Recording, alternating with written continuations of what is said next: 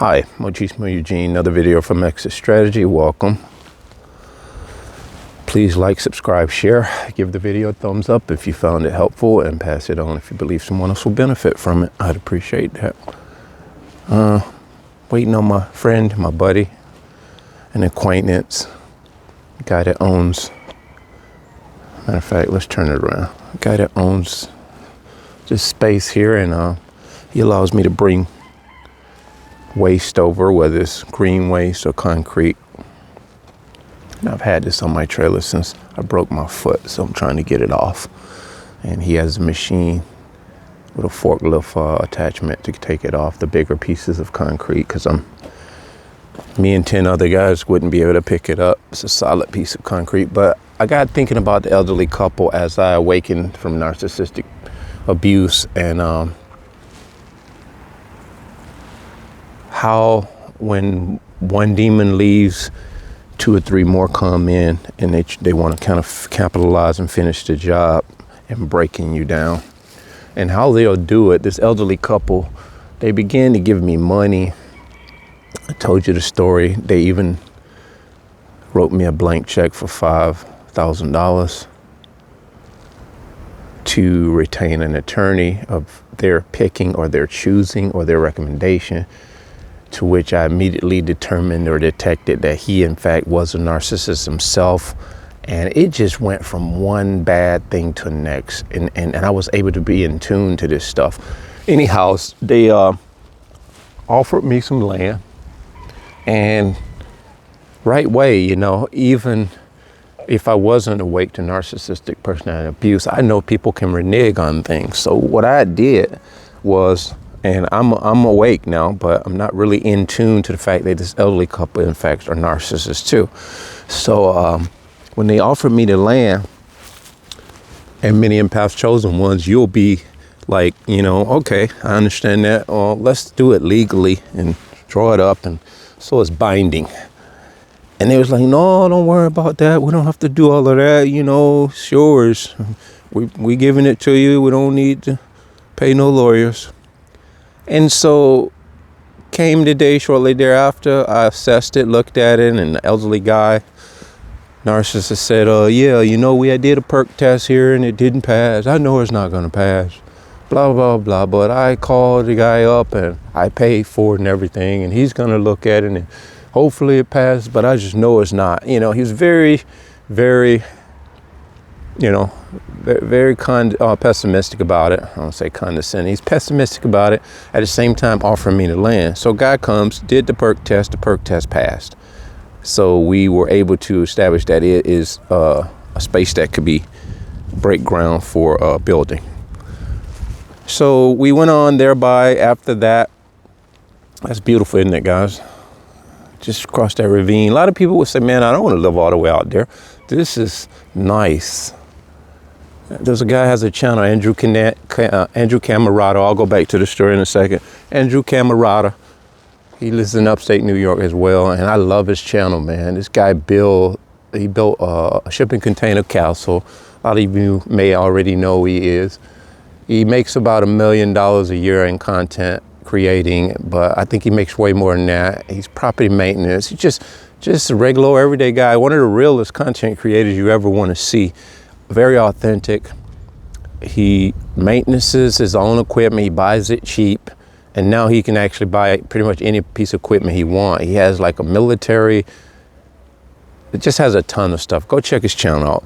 But anyway, after the land was perk test and it passed, I went on to say that, okay, I'll get the excavator, the larger one, out here in a few days and start, opening up some of this stuff and, build a road that is actually able to sustain, heavy equipment or even driving on.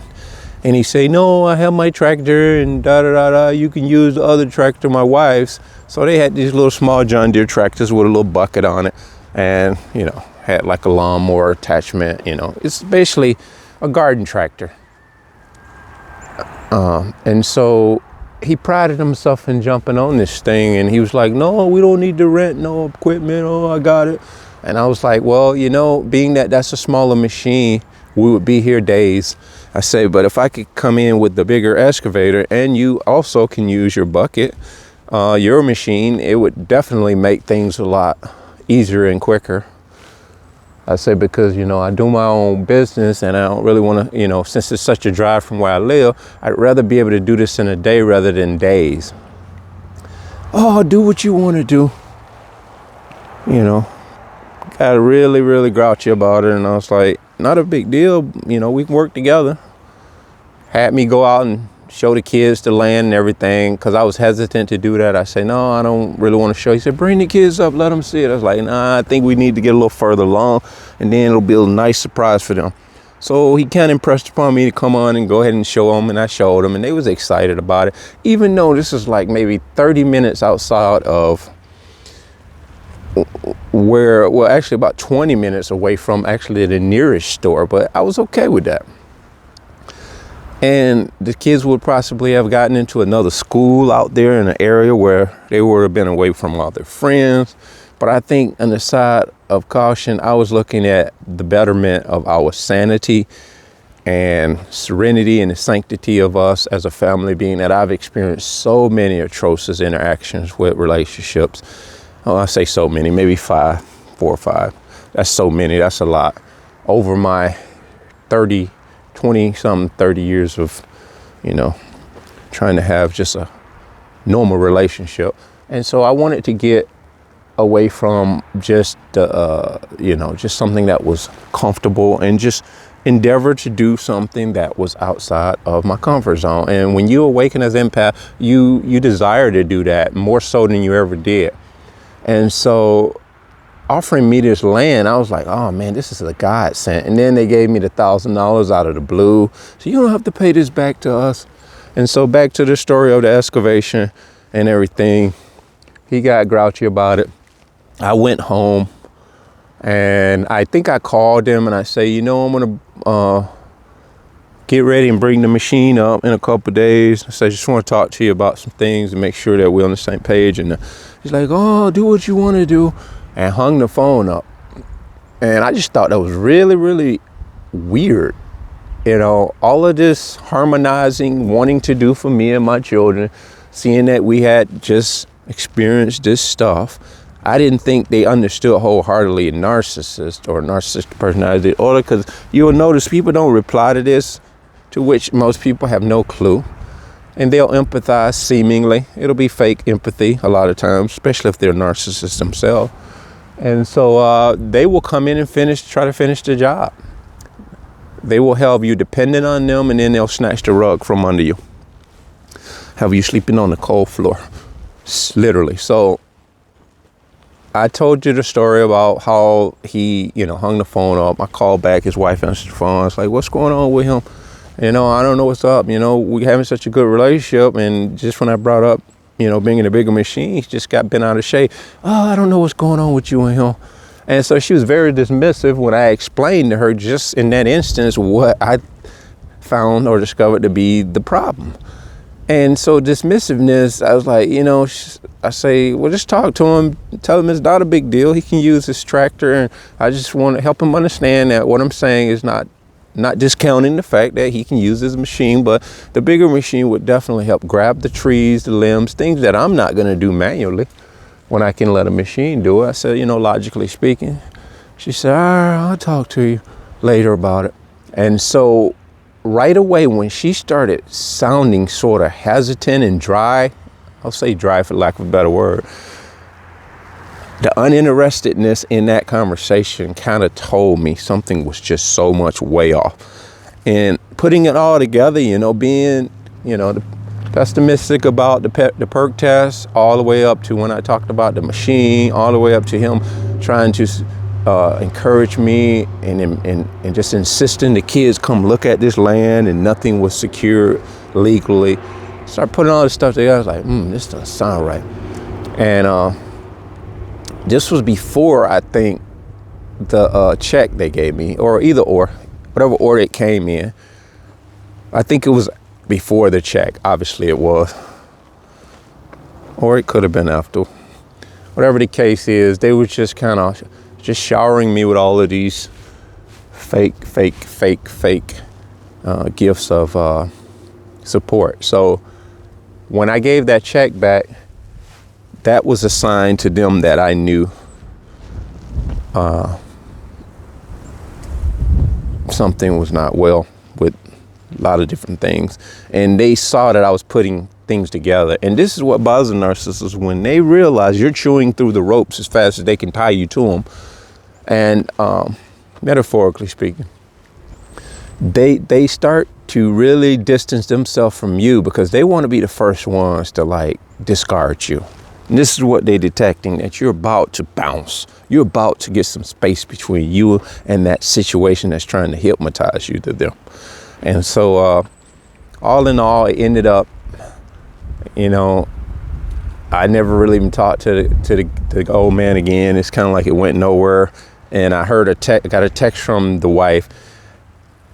We not gonna do the land. If you still want to be friends, fine. If not, have a happy life. So they basically pulled the rug from under me, and to add injury to insult, if you still want to be friends, fine. If not, have a good life.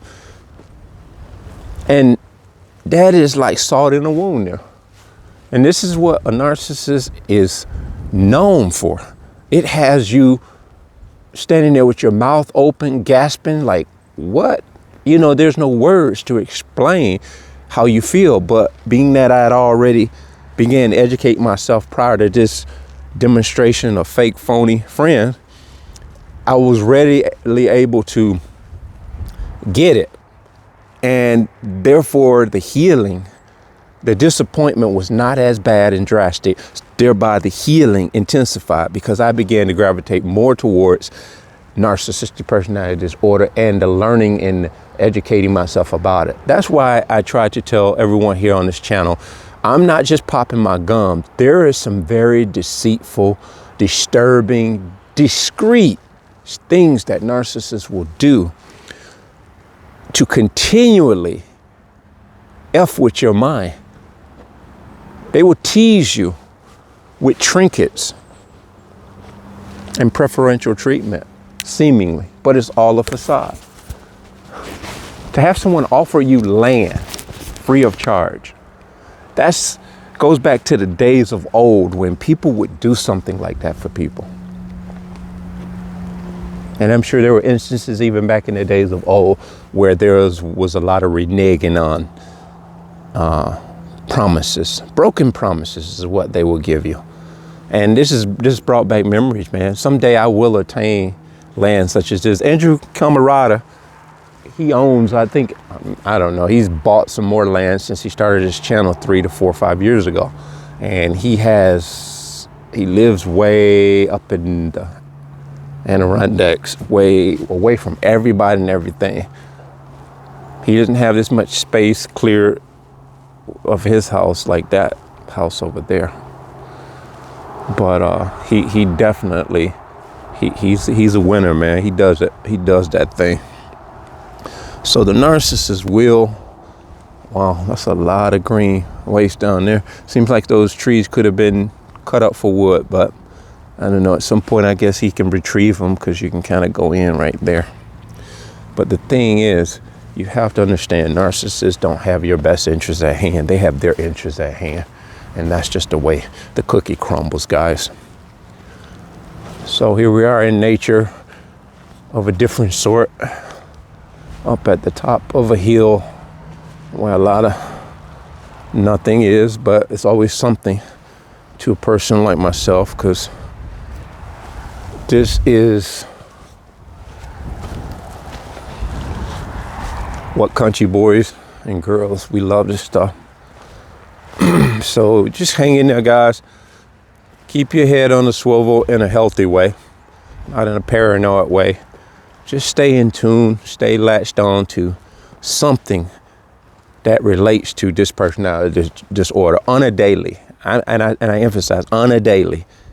It doesn't have to be an hour of this or hour of that, but you definitely have to keep this consciousness at the forefront of your mind. Because they only need, narcissists I'm speaking of, they only need an instance to see, read, and determine and detect your aura, your energy, and to observe that you're open.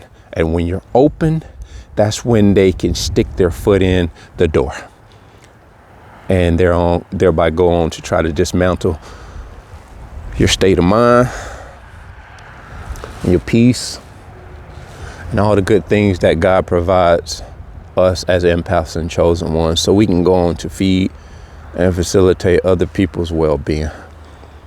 So guys, enjoy this on the way out, and